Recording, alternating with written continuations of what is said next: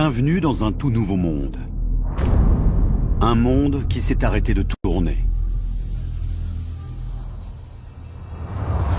Où chaque nuit dure 6 mois.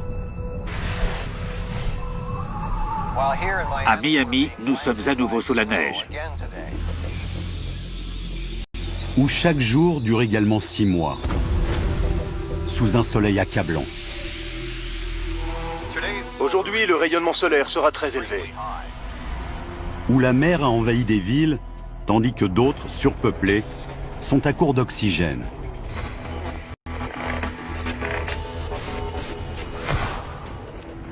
Bienvenue dans un monde apocalyptique, où la vie est un cauchemar et où il faut se battre pour survivre. Par ici! Vous allez voir ce qui pourrait arriver si notre planète s'arrêtait brusquement de tourner et la réaction en chaîne désastreuse qui s'en suivrait.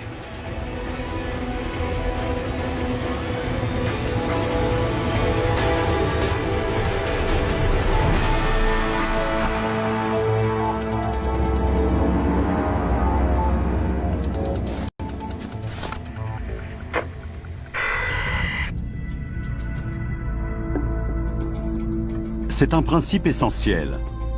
Notre planète tourne sur elle-même. Notre système solaire est né il y a 4,5 milliards d'années d'un nuage tournant constitué de gaz et de poussière. En se formant, les planètes ont suivi cette rotation dont nous héritons en partie aujourd'hui.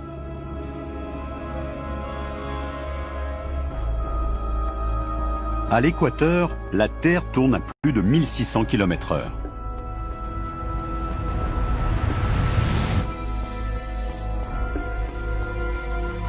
Pourtant, notre vitesse baisse progressivement. Nous perdons environ 2 secondes tous les 100 000 ans. Aujourd'hui, nous allons accélérer ce ralentissement et imaginer quel serait le scénario des 5 dernières années avant que la Terre ne cesse complètement sa rotation.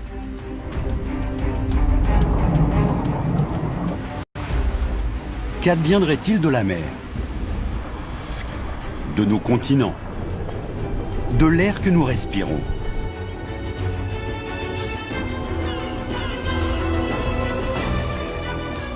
Quel serait le sort de l'espèce humaine?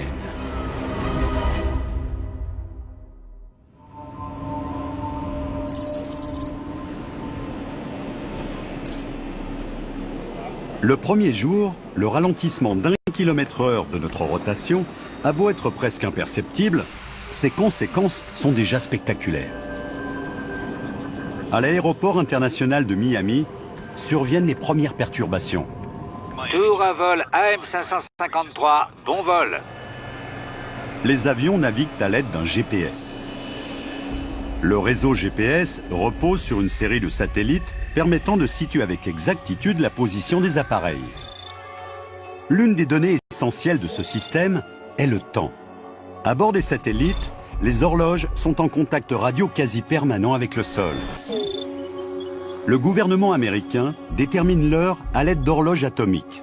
Ce sont les plus précises au monde. Mais si notre ralentissement ne trouble en rien la synchronisation de ces horloges, les bases terrestres avec lesquelles les satellites communiquent ne sont déjà plus positionnées là où ces derniers considèrent qu'elles se trouvent. En d'autres termes, le réseau GPS n'a pas été conçu pour assumer un bouleversement de la rotation de la Terre. En ralentissant, la Terre va semer la zizanie dans un système de navigation minutieusement calibré, et les effets vont être catastrophiques.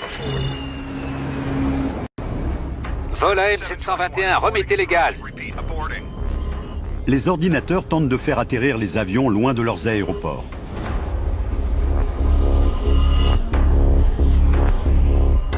À mesure que les pilotes découvrent à travers le monde que leur système de navigation ne fonctionne plus correctement, des centaines de milliers de vies sont en péril dans le ciel.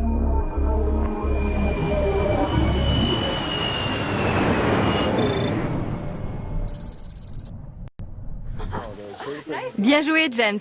Allez, on rentre maintenant. Je serai là à 9 h. À Chicago, la plupart des gens ignorent encore le bouleversement du trafic aérien qui se joue à 2000 km à Miami.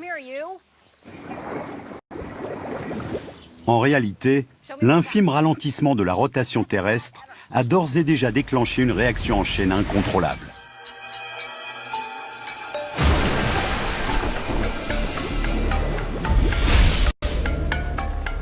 Nous remettons régulièrement nos montres à l'heure pour rester synchrones avec le rythme de la nature. Le rallongement progressif des jours est si imperceptible que nous nous y adaptons comme si de rien n'était. Mais qu'arriverait-il s'il faisait soudainement nuit à 9 h du matin et s'il se mettait à faire jour à minuit? Si notre perception habituelle du temps qui passe était radicalement bouleversée? Des scientifiques ont confirmé le ralentissement de notre rotation. Pour certains, la Terre aura complètement cessé de tourner d'ici 5 ans. Les conséquences vont être désastreuses et aucun pays ne sera épargné.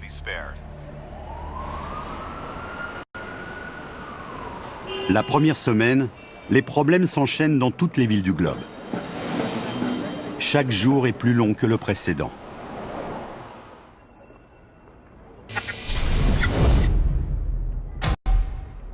Bientôt, les secondes et les minutes deviendront des heures et des jours. Les marchés financiers où s'échangent quotidiennement 36 milliards de dollars sont en chute libre aujourd'hui. L'incertitude sur ce qui nous attend a sapé le moral des investisseurs. Qu'adviendra-t-il de nos 24 heures habituelles si elles durent plus longtemps que 24 heures?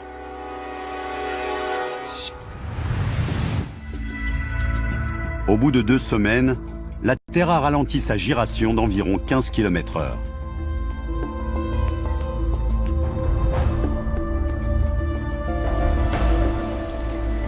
La réaction en chaîne s'accélère.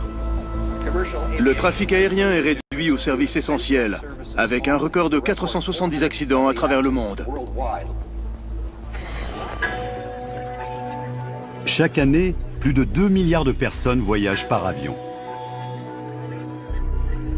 À mesure que les catastrophes aériennes augmentent, les vols sont annulés.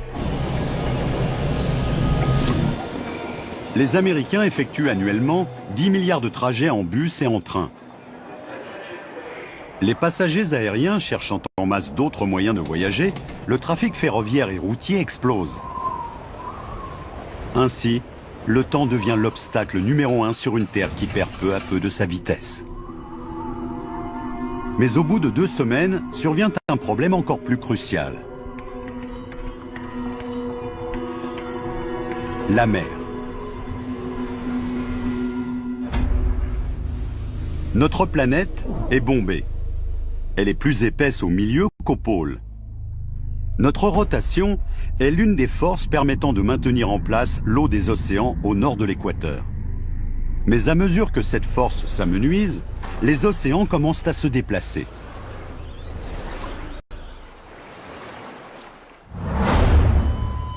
Des courants s'organisent depuis le bombement de l'équateur en direction des pôles. Plus d'1 milliard de kilomètres cubes d'eau se mettent en mouvement. Au nord, l'Arctique canadien est le premier à en faire les frais. 3 mois après que la Terre a commencé à ralentir, l'eau afflue sur ses rives comme une baignoire qui déborde. Le niveau des mers continue d'augmenter et le gouvernement canadien a ordonné l'évacuation totale du continent arctique.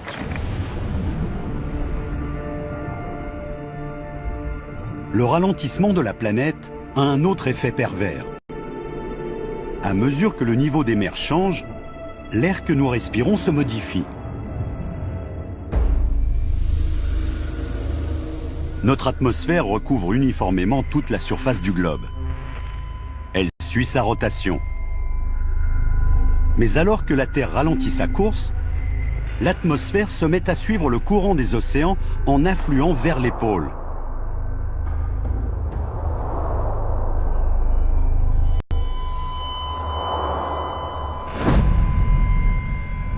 Parmi les premières villes touchées figurent des mégapoles des tropiques, comme Rio, Mumbai, l'ancienne Bombay, et Singapour.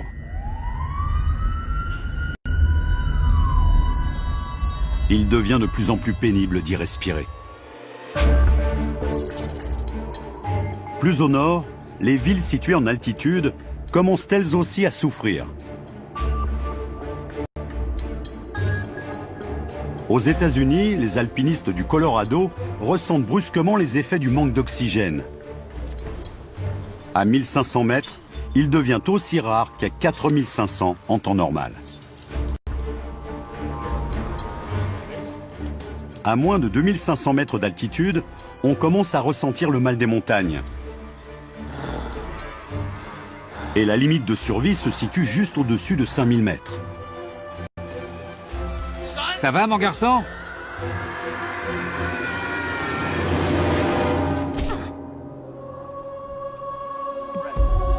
Le monde change brutalement. Et le pire est à venir.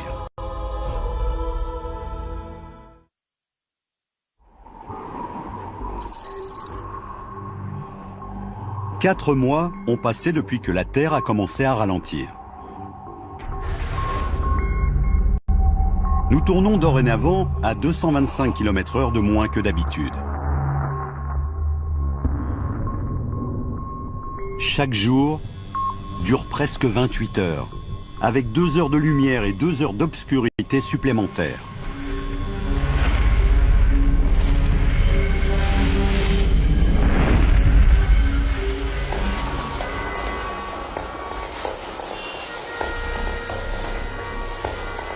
Cette glissade du temps a fait basculer notre monde, ses océans et son atmosphère dans le chaos. Les autorités russes informent que l'engloutissement des gisements de pétrole du pays provoque une pénurie de carburant à l'approche de l'hiver.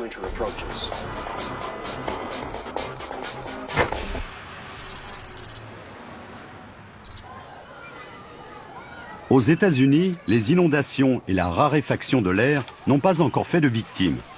Les gens s'adaptent. Mais bientôt, survient à travers le monde un nouveau problème aux conséquences fatales.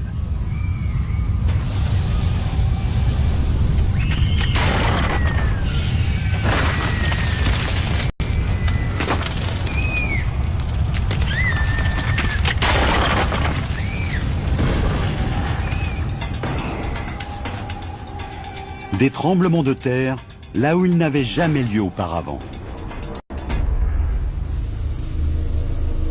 La Terre se compose de 3 couches.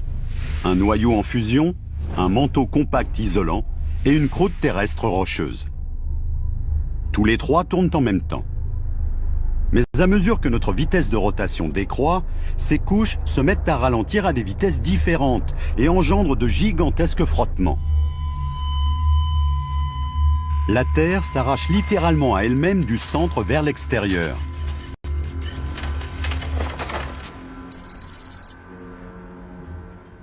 Les eaux de San Francisco sont une zone sujette au séisme. À présent, les océanographes relèvent dans la région la preuve d'une activité sismique sans précédent. De profondes fissures dans les fonds marins libèrent une chaleur infernale. Tués par les explosions sous-marines, les poissons émergent par millions. L'activité volcanique à Chicago et dans ses environs a forcé à fermer plusieurs grands axes de circulation. La population est invitée à rester chez elle.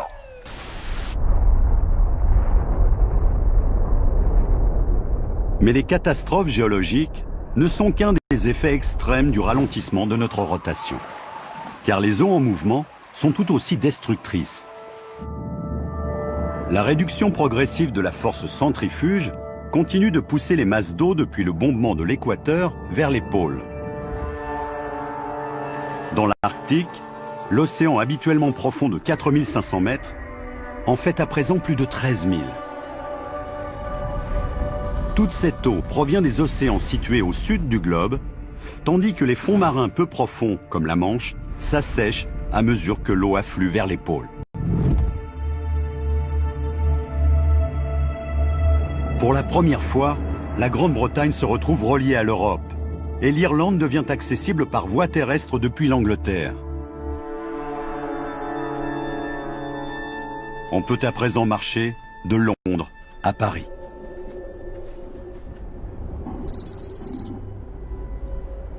Mais l'Europe n'est pas la seule concernée.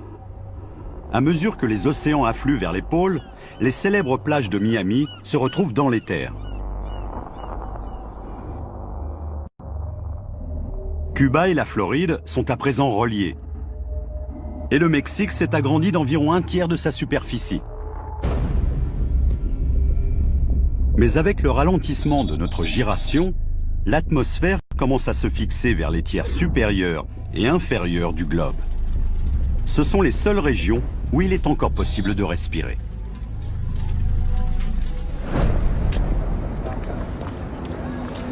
New York, Londres, Toronto sont toutes les trois à l'abri. Mais la ville de Mexico, ainsi que d'autres grands foyers de population du Sud, sont d'ores et déjà condamnés par le manque d'oxygène.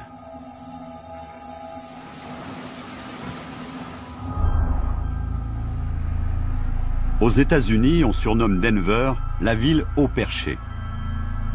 À mesure que l'atmosphère devient irrespirable, son altitude équivaut à celle d'une ville située à 5000 mètres. Cela revient à vivre plus haut qu'à mi-hauteur de l'Everest. Les spécialistes estiment que l'air restera respirable dans des États américains moins élevés, comme le Kansas, le Nebraska et l'Oklahoma. L'eau inonde les terres depuis le nord, tandis que l'air se raréfie au sud. Pourtant, quelques petites poches terrestres encore habitables subsistent au milieu de l'Amérique du Nord. Ces zones que l'on estime à l'abri des inondations ont été classées zones vivables. Aussi, les habitants de Denver sont-ils condamnés à mort s'ils y restent? Les enfants, on y va! Pour les plus jeunes et pour les personnes âgées, les conséquences sont graves. Ça va aller? Bientôt, la pénurie d'oxygène sera fatale à tous. Le gouvernement américain recommande aux 25 millions d'habitants du sud-ouest des États-Unis de quitter leur région. Le ralentissement de la rotation de la Terre déclenche des frottements cataclysmiques entre les couches extérieures du globe et son noyau en fusion. Les éruptions volcaniques et les tremblements de terre ont à présent détruit les voies de circulation routières et ferroviaires. Les principales autoroutes du pays sont fermées. Les personnes fuyant en voiture sont informées que plus aucune route n'est entièrement praticable.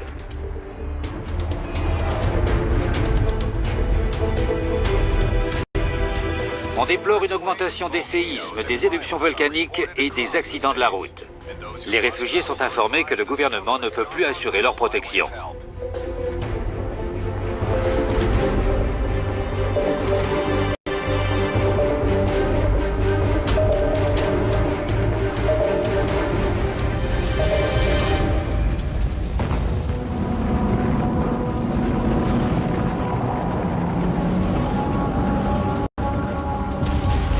Les personnes se risquant à traverser les États-Unis pour se réfugier au milieu du pays sont les premiers témoins des catastrophes géologiques provoquées par le ralentissement de la Terre.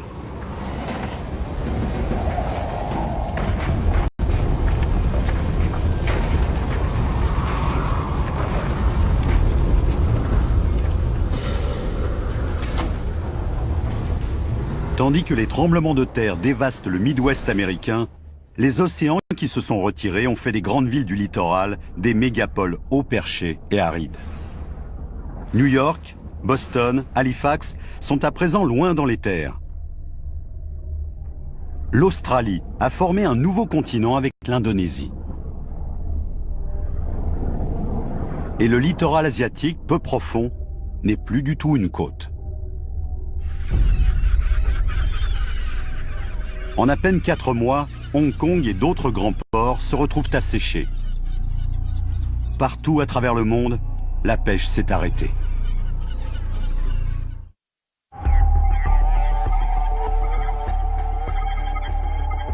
On observe par ailleurs un autre effet dévastateur de notre ralentissement.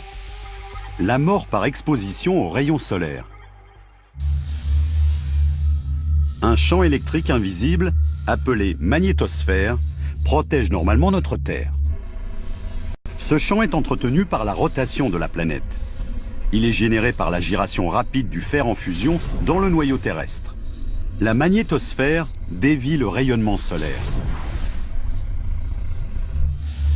Mais à mesure que nous tournons moins vite, ce champ magnétique s'affaiblit et notre bouclier protecteur disparaît.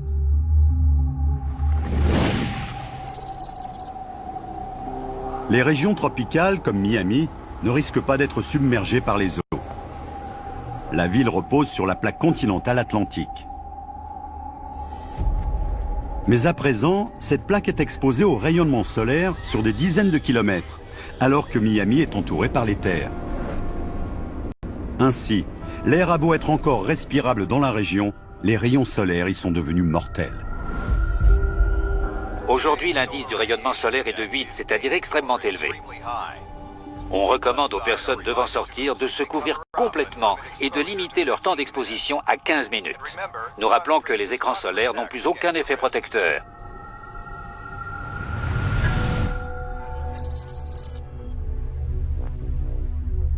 Il y a à peine plus d'un an que notre rotation a commencé à ralentir.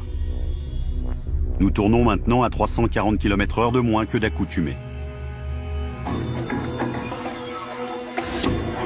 Le visage de la Terre continue de se modifier.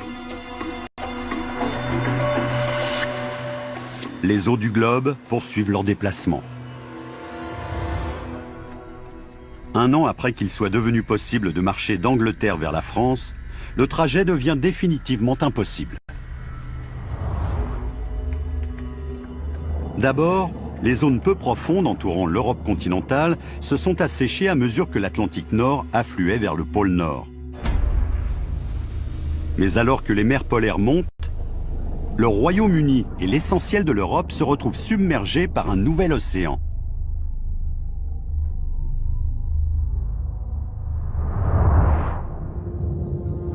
Londres a disparu sous les eaux.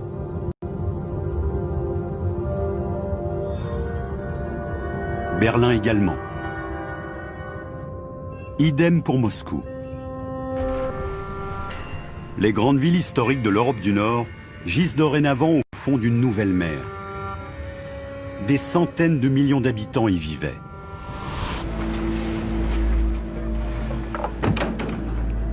Aux États-Unis, les survivants qui ont réussi à fuir les régions sinistrées commencent à arriver au Kansas. Pour les accueillir, on a réquisitionné une université. Les autorités travaillent pour créer un refuge dans ce qu'elles pensent être l'endroit le plus sûr des États-Unis. Une région préservée des inondations, respirable et épargnée par les grands séismes. Mais elles vont devoir résoudre un problème crucial. Les routes sont devenues impraticables et plus aucune livraison de vivres n'est possible. Pour subsister, la population devra cultiver et pratiquer l'élevage. Le désastre est sans précédent. Les survivants sont livrés à eux-mêmes. Ils ont beau s'en être tirés, ils vont devoir lutter pour leur survie.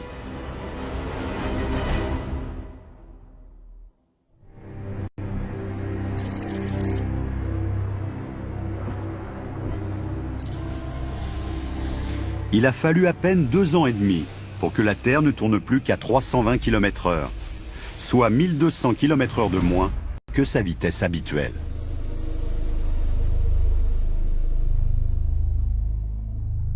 Des pays entiers sont submergés. Dans d'autres, l'air dépourvu d'oxygène est devenu irrespirable.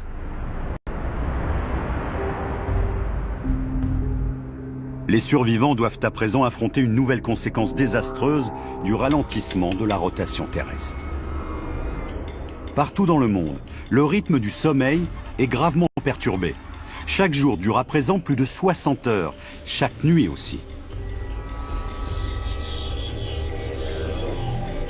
La nature n'a pas programmé l'homme pour qu'il synchronise ses cycles du sommeil avec un monde éclairé 60 heures d'affilée. Cela équivaudrait à surmonter en permanence l'insomnie des grands voyageurs due au décalage horaire.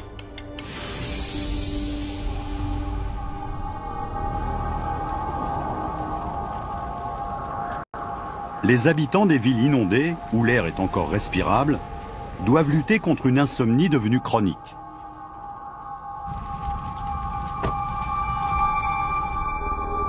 Leur vue se trouble et ils souffrent d'atonie musculaire. Monsieur, vous m'entendez?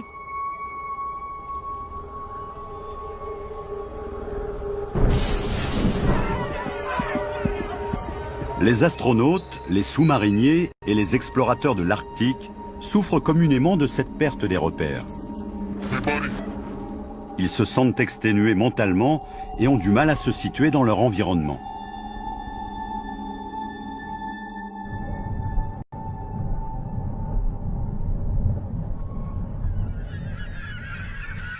Mais le ralentissement de la rotation terrestre a aussi des effets dramatiques sur les animaux.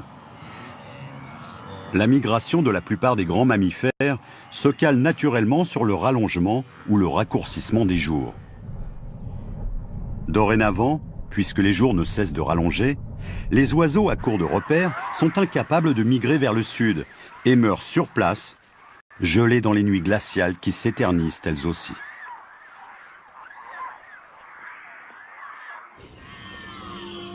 D'autres espèces subissent le même sort. Les caribous, les papillons monarques, les zèbres. Tous sont condamnés sur cette terre qui ne cesse de ralentir.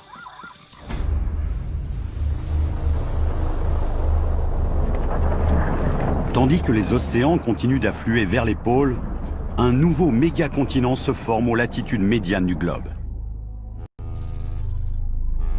À San Francisco, un groupe d'océanographes a décidé de s'y rendre coûte que coûte. Ces survivants veulent repartir à zéro dans ce qui était auparavant un fond marin. Ils espèrent y vivre mieux qu'en restant dans une grande ville.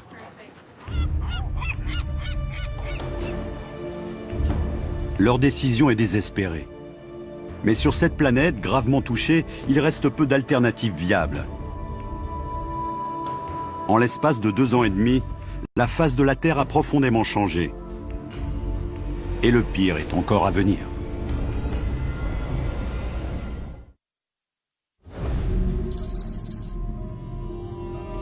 « 4 ans ont passé depuis que la giration de la Terre s'est mise à ralentir. Nous tournons maintenant à seulement 60 km/h. Le soleil nous illumine pendant 13 jours d'affilée, suivi de 13 jours pendant lesquels il fait nuit.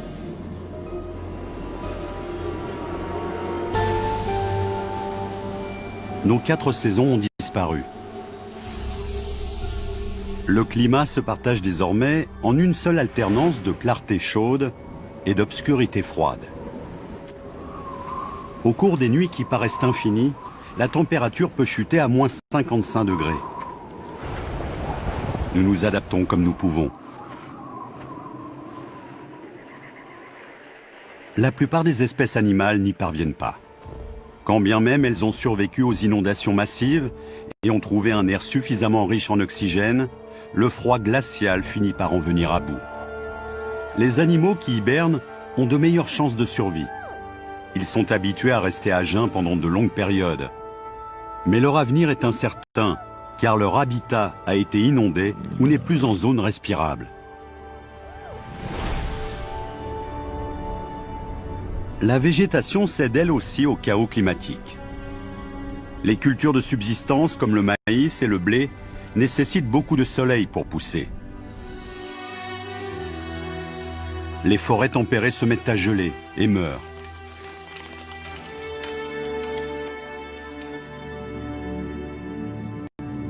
Seules les forêts boréales canadiennes et du nord des États-Unis sont assez robustes pour survivre au froid et à l'obscurité. Si ce n'est qu'elles gisent à présent sous l'eau. Les villes d'Amérique du Nord sont englouties à mesure que les eaux convergentes de l'Atlantique et du Pacifique les envahissent. Toronto, Halifax, Boston.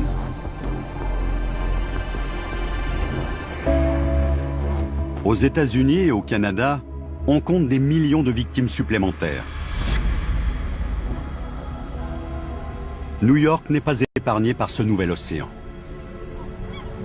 Mais la profondeur de l'eau y est seulement de 100 mètres. La plupart de ces gratte-ciel ne sont donc qu'à moitié immergés. Chicago, l'une des villes les plus au sud des Grands Lacs, finit par être engloutie.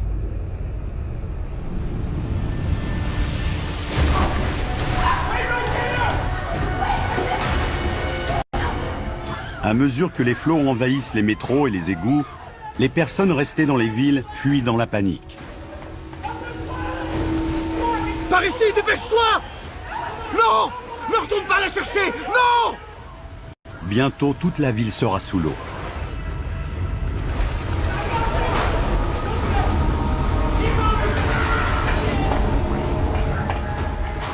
Dans un monde où des quantités d'eau phénoménales continuent de se déplacer, il reste peu d'endroits où se réfugier.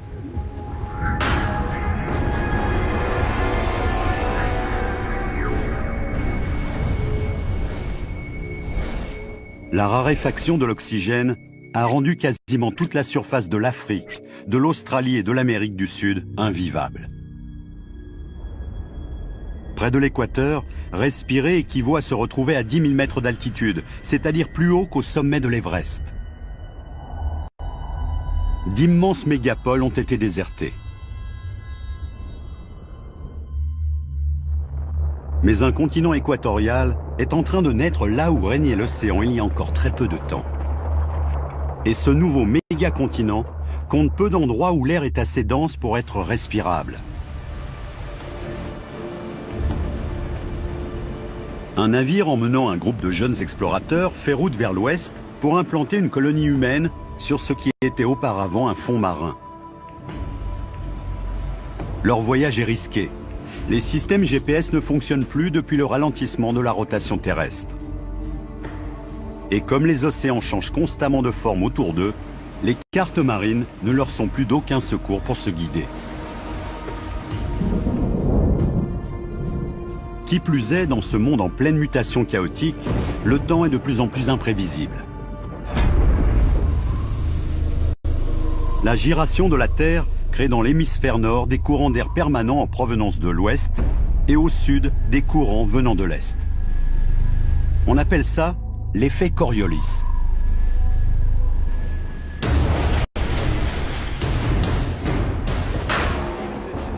À mesure que notre rotation ralentit, ces mouvements de masse d'air habituellement prévisibles deviennent instables. De nouveaux courants d'air à haute pression se forment et se déchaînent sur la planète. Des tempêtes d'une violence inouïe sévissent en mer. Elles peuvent durer des semaines.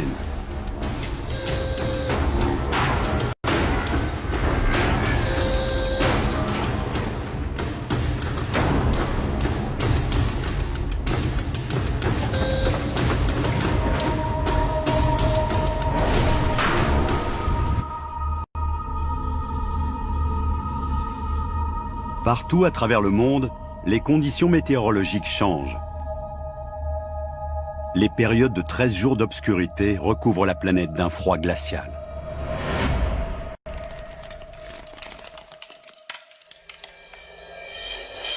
Ici à Miami, nous sommes à nouveau recouverts de blanc, tandis que dans tout le pays se lève une nouvelle tempête nocturne. Il faudra encore supporter 12 jours de bourrasque de neige avant de revoir le soleil. Des villes comme Miami ne sont pas équipées pour affronter un hiver rude et perdurant. L'absence de radiateurs est un autre coup dur à surmonter pour la population qui tente de survivre. Pourtant, la vie terrestre n'a pas fini d'être ébranlée.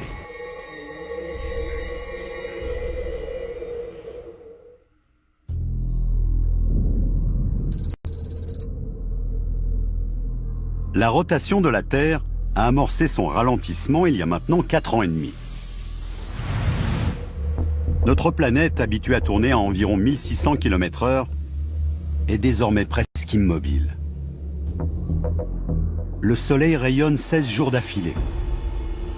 À mesure que nous ralentissions, les océans ont convergé vers les pôles. 2 nouveaux océans se sont formés. Le Kansas se trouve dorénavant sur le littoral d'une nouvelle et immense mer nordique, c'est un océan profond de 16 km.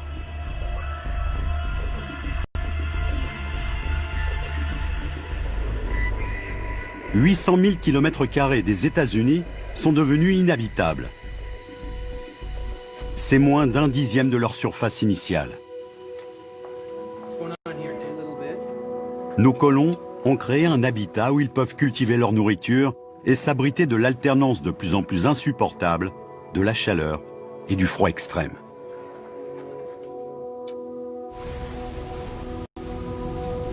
Les nouveaux océans qui ont pris forme offrent les meilleures chances de se nourrir.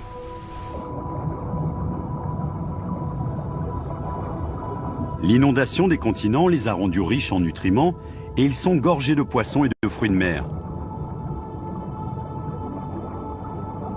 À mesure que les écosystèmes des littoraux ont été détruits par assèchement ou par submergement, les espèces des mers chaudes se sont éteintes.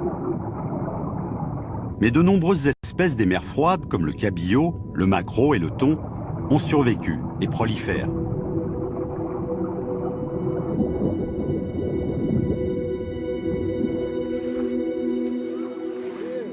Autrefois habitués aux cultures et à l'élevage, les gens se sont reconvertis dans la pêche, là où le nouvel océan baigne les plaines américaines du Midwest.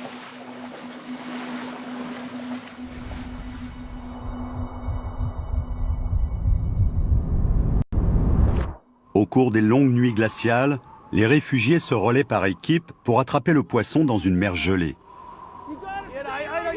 En les ramenant à leur habitat, ils risquent leur vie par moins 55 degrés. Une température extrême que le corps humain ne peut supporter que quelques minutes.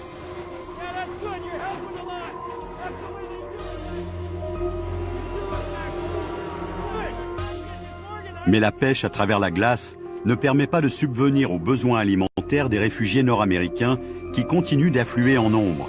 Aussi, le temps presse.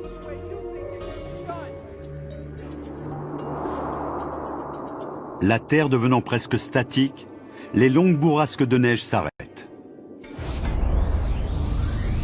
L'effet Coriolis qui générait les conditions météorologiques a disparu. Désormais, les tempêtes deviennent de plus en plus prévisibles. La rotation minime du globe produit un schéma météorologique plus stable. Mais il subsiste des écarts extrêmes de température entre les jours brûlants et les nuits glaciales. Ce temps, devenu plus stable, engendre moins de précipitations. La pluie ne tombe plus en quantité qu'au large des océans, mais aucun vent ne la pousse vers les continents. Les pluies occasionnelles qui s'abattent sur la zone habitée par les colons du Kansas sont précieusement recueillies et stockées pour les longues périodes de sécheresse. Leur situation est désespérée.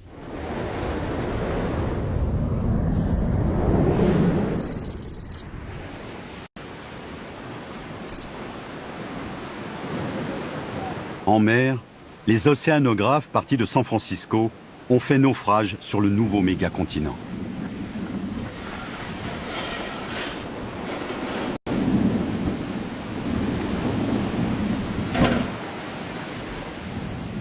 Ils fouillent l'ancien fond marin en quête de tout ce qui pourra les aider à survivre.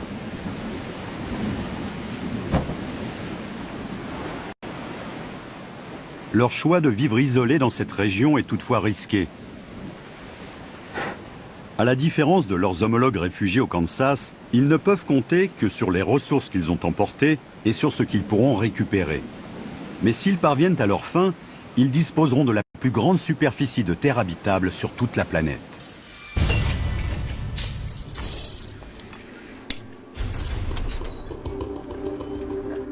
Quant aux survivants qui ont choisi de rester dans les villes non submergées comme Miami, ils doivent affronter les pires difficultés.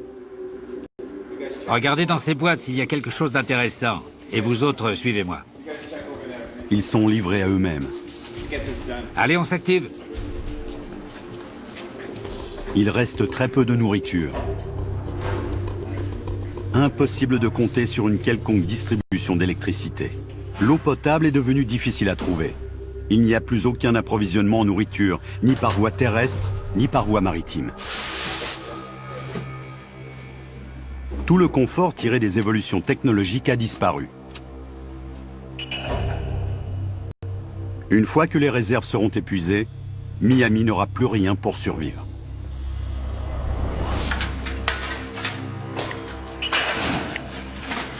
La situation est critique.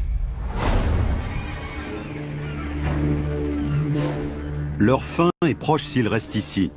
Alors certains survivants ont décidé de fuir. Ils doivent trouver un lieu qui ne soit pas enclavé dans les terres.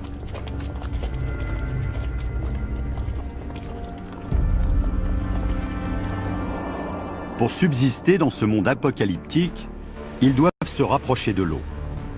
Mais des milliers de kilomètres de route les attendent.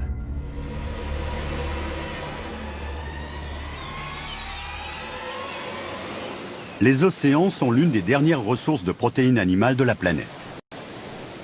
Au milieu du Pacifique, une nouvelle colonie prend racine. Elle a installé un petit camp de base en quête de nourriture et d'abri. L'énergie éolienne permet de générer de l'électricité. L'ancien fond marin finit de s'assécher et l'agriculture sera bientôt possible sur le littoral du nouvel océan Nordique. Pourtant, chaque fois que l'obscurité tombe, le climat repousse à nouveau les limites de la résistance humaine. Sur ce nouveau méga-continent désolé, les réfugiés doivent endurer plus de 16 jours de température glaciale dans des abris de fortune.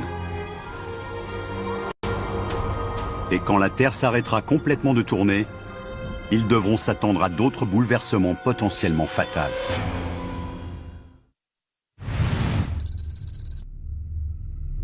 Cinq ans après avoir commencé à ralentir sa rotation, la Terre s'immobilise complètement.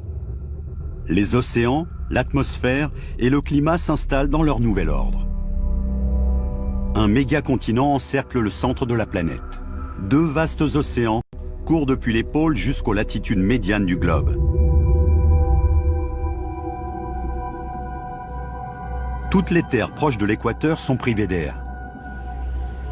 La plus grande partie du nouveau continent est inhabitable, car trop haute par rapport au niveau de la mer. La Terre a beau ne plus tourner sur elle-même, elle gravite toujours autour du Soleil. Dorénavant, les jours et les nuits dureront chacun 6 mois, selon que le Soleil éclaire une face ou l'autre du globe. Le vieux concept de l'alternance des jours et des nuits est révolu. À partir de maintenant, il faudra survivre 6 mois entre le lever du soleil et la pleine lumière, et 6 mois entre le coucher du soleil et l'obscurité. Mais pire encore, la lumière du soleil est devenue insupportablement brûlante. Sur la face éclairée de la Terre, les températures atteignent 55 degrés.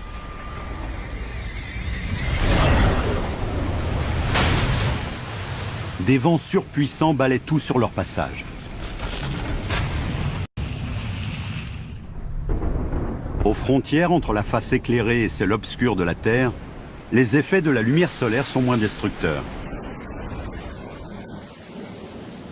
Sur le nouveau continent près d'Hawaï, il pleut pendant 1 mois, de la même manière que les ouragans engendrent des orages des milliers de kilomètres plus loin.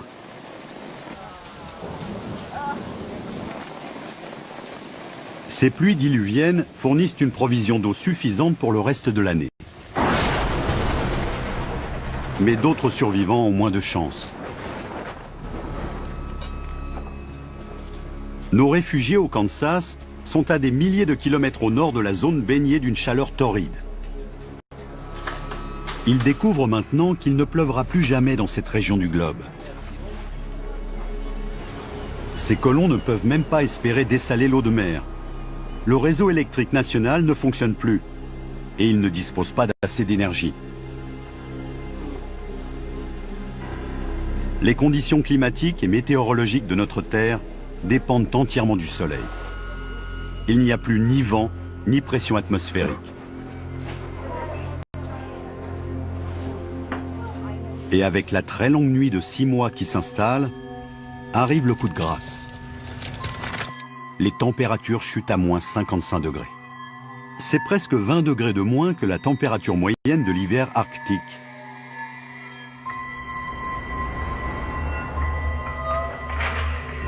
Les nouveaux océans polaires gèlent et stagnent ainsi tout le reste de l'année. Sur cette terre devenue immobile, les survivants réfugiés au Kansas sont condamnés. Quant à la colonie établie sur les bords de l'océan en plein Pacifique, elle se trouve à exactement 1700 km de la limite du passage des rayons solaires. Elle peut pêcher sans être obligée de transpercer la glace.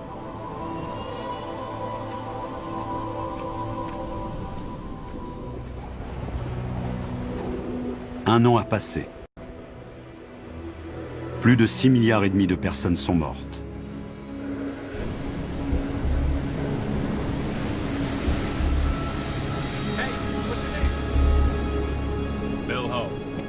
Les ultimes survivants ont trouvé leur chemin vers l'un des derniers lieux encore respirables, où le climat est supportable.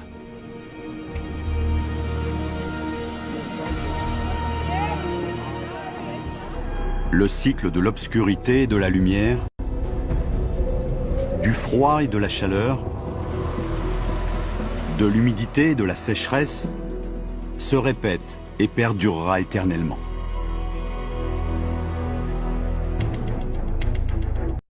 Le brusque ralentissement de notre rotation a façonné un nouveau visage à notre planète. Heureusement, les choses ne se dérouleront jamais ainsi. Mais ce scénario est en soi la preuve de l'équilibre fragile qui maintient notre planète en vie.